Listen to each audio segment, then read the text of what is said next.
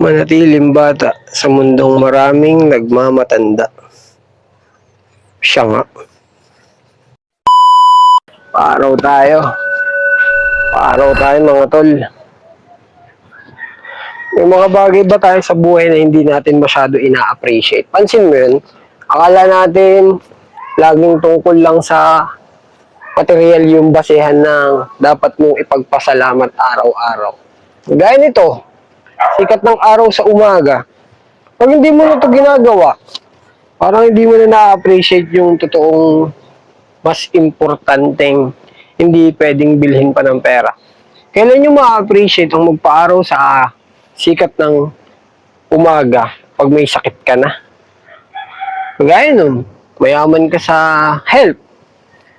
Kala nung iba, laging tungkol lang sa, ay, ito yung tunay na success. Ito yung tunay na success.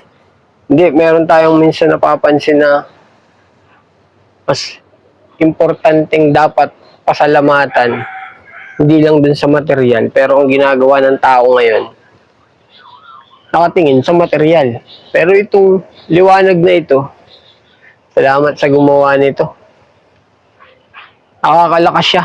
Lalo na pagbabad ka sa cellphone, sa umaga, sa gabi, sa tanghali. Pag nagpaaraw ka, iba-iba. So ako ay hindi naman healthy na todo, pero meron akong iniinda ngayon dito. Ito yung mamaya aahitin ko. Titingnan ko kung anong naging resulta na nung 3 buwan na pag-atake ng isang. Hindi ko alam kung ano to. Pero skin disease siya. Pero at least wala akong ibang nararamdaman sa katawan ko, kundi ito lang. Kaya kung ikaw ay, alam mo yun, yung parang nagmamadali ka sa buhay, kung nakikinig ka sa akin, huwag mo isipin na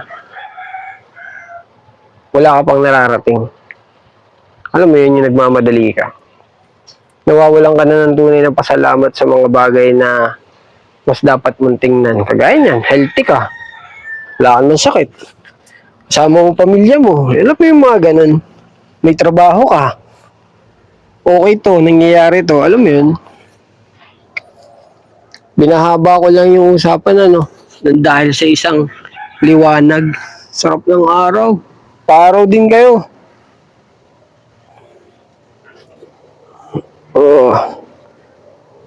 Kaya pala yung mga pusa at aso, pag mapapansin mo, lumalabas din sila sa init. Tapos nagsasunbathing sila. Naiintindihan ko na kung bakit.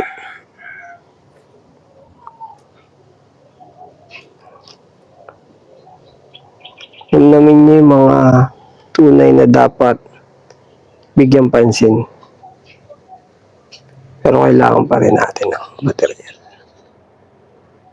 Pero ang sarap talaga ng araw.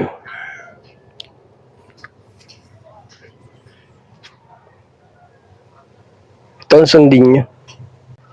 Manatiling bata sa mundong maraming nagmamatanda. Siya nga.